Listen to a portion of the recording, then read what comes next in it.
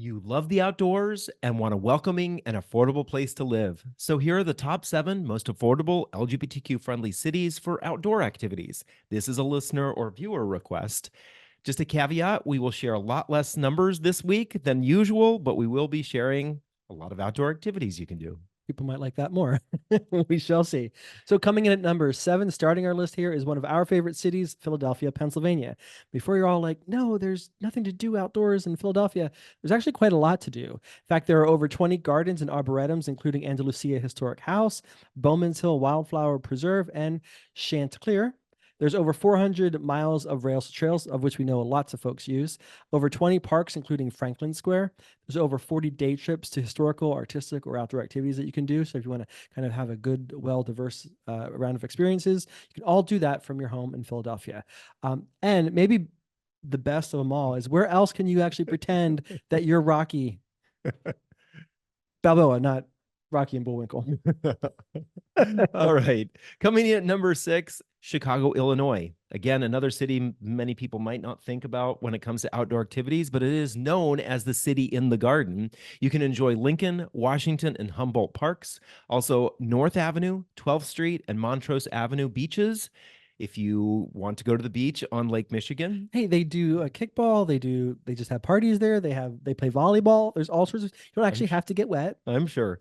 You can go ice skating in the wintertime at Millennium Park, and you can go boating, kayaking, running, and walking or dining on the Chicago Riverwalk. And again, if you dare, go swim in Lake Michigan. I think when we were there was actually somebody who was doing some miles-long swims the last time we were there. That was possible. a while ago. Anyway, coming in number 5 is Seattle, Washington. Now, Seattle is listed as the best place to live for outdoor activities per niche.com, which is the data source for this particular episode. It has over 6,480 acres of parkland, which takes up about 12.3% of its total area or landmass. A majority, or 99% of its residents, live within a 10-minute walk of a public park, which is pretty awesome, especially if you have dogs. It has one of the highest annual park investments per capita in the United States, which is pretty notable. You can hike Discovery Park, Mount C, or Mount Rainier. You can bike Burke Gilman. You can ride the ferry to Bainbridge Island or to Bremerton, or you can ski Stevens Pass or Crystal Mountain Resort. So there's stuff to do there all year round. I think that's one of the interesting things here, is that all of these are going to be cities that you can do things both in during the summertime and in the wintertime. It doesn't always have to be a temperate climate to be able to enjoy outdoor activities. Exactly.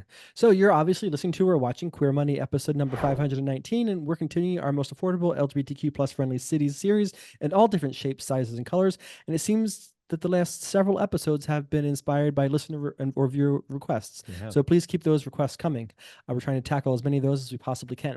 Today, of course, we're sharing the most affordable LGBTQ plus friendly cities for those who like to be out in nature, outside, away from their computer. And last week, we covered the top 5 most affordable LGBTQ plus friendly cities for transgender folks. If you'd like, you can watch that particular episode by clicking the link here, or you click the link in your podcast player.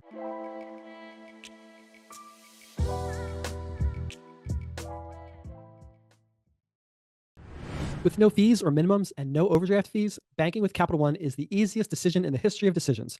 That's banking reimagined. What's in your wallet? Terms apply. See CapitalOne.com/bank for details. Capital One, N.A., member FDIC. All right, coming in at number 4, Portland, Oregon. Portland is a mere 90-minute drive to the Pacific Coast on the west and a 60-minute drive to the Cascade Mountains on the east. It is the number 1 city for bike commuting per move.org in 2019. It was the number 1 city for cycling per the Travel Channel in 2018. It is the number 9 city for camping per Apartment Guide in 2020. And if you love all that outdoor gear, you've got plenty of things to choose from, because the following companies are based near Portland or call Portland, Greater Portland, their home: Nike, Adidas, Columbia Sportswear, Leatherman Tool Group, Pendleton Woolen Mills, Nautilus, Danner Boots, Lacrosse Footwear, I think it's Leupold and Stevens, Keen, and Benchmade. All of those are in and around the Portland area. So there's a lot of things to pick from if you want all that outdoor gear. One might think that maybe their best outdoor activity is shopping. It's not what this channel is about. Okay. Coming in at the third spot is Milwaukee, Wisconsin, which seems to be getting It shows up all of on our a lists. regular basis. And we'll talk about the metrics or what we use to come up with this particular list of what we're doing 7. So I'm surprised that Milwaukee's on the list again because we played with the weights a little bit. Anyway, so Milwaukee has one of the world's largest freshwater lakes, over 100 miles of multi-use trails, and year-round outdoor recreation facilities, even though it's allegedly cold. Beaches of Lake Michigan are known as the Third Coast. It has over 1,400 acres of beaches and parklands adjacent to the water, including Bradford Beach, located downtown, and one of the Travel Channel's top 11 best city beaches in the country. You can stroll the Milwaukee's Riverwalk. You can hike Grant Park or Lake Park, and it's Milwaukee's home to more top 100 public golf courses than any other state. So if you like golf, and we know a lot of our listeners do, maybe Milwaukee is the place to go.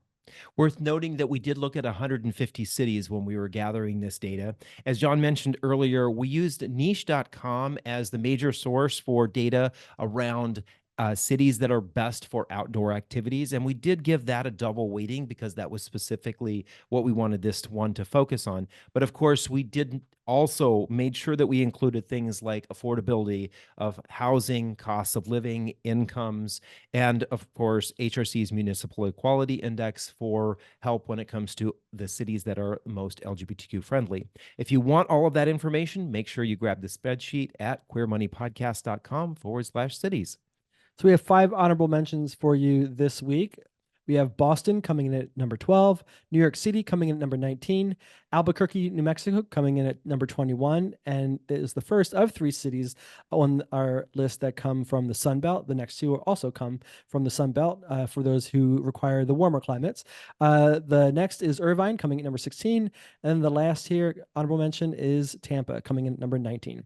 So if you like this show, this episode, all the things that we're doing, please remember to like that smash and share button and let other queer folks know about this list and this show.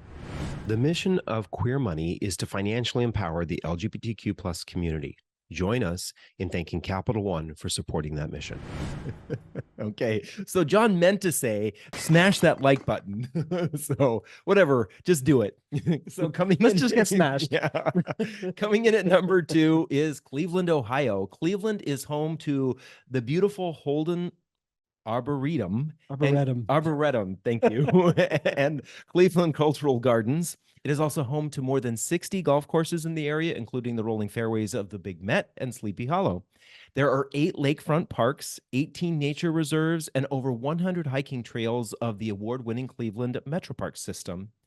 And there are 40 plus breweries scattered across the region for those who like to enjoy a beverage at the end of their outdoor activity, like the one I'm sitting next to. I need that carrot to do all the work. Carrot, better known as beer. Right, there, a beer at the end of that trail. All right, coming in at number 1 is Worcester, Massachusetts. So Worcester has the Wachusett Mountain, which is open year-round, which is perfect for hiking in the fall or skiing in the wintertime. Of course, there's the Purgatory Chasm State Reservation, and the Massachusetts Audubon's Broad Meadow Brook is the largest urban wildlife sanctuary in New England and offers visitors trails as well as a diverse habitat to enjoy. You can enjoy the trails of the Blackstone Valley Heritage Corridor or the Atlas Green Valley Heritage Corridor if you'd like. There are over 60 city parks as well as 30 walking trails. And then, of course, there's the Regatta Point Community Sailing and Rowing for those who are older or younger who like to go rowing or boating. You can also check out Webster Lake, which is also known as Lake Chargagagog Manchagagog Chowbunagungamog. You can also check out Swift River Reservation in Petersham, Quinnebog Woods in Holland, or Cormier Woods in Uxbridge. And of course, there's much, much more. Yeah, clearly that is a word that was not created by a white settler. No, not. All right, so what are your thoughts? Share them in the comments on YouTube, TikTok, or Spotify, or wherever you're watching this. Share if you want to see all 150 cities that we looked at. You can go to queermoneypodcast.com/cities and download the spreadsheet. Capital One Auto Navigator does more than just auto financing.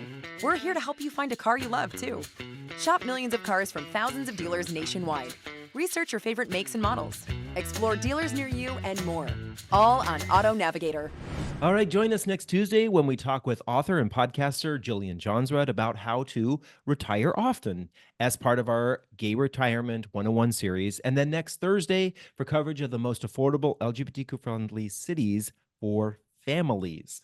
Of course, if you'd like to see the data for this growing series, it's just getting larger and larger by the week, please go to queermoneypodcast.com/cities or click the link in your podcast player if you happen to be listening, or click the link right here if you're watching on YouTube. Thank you and have an amazing weekend.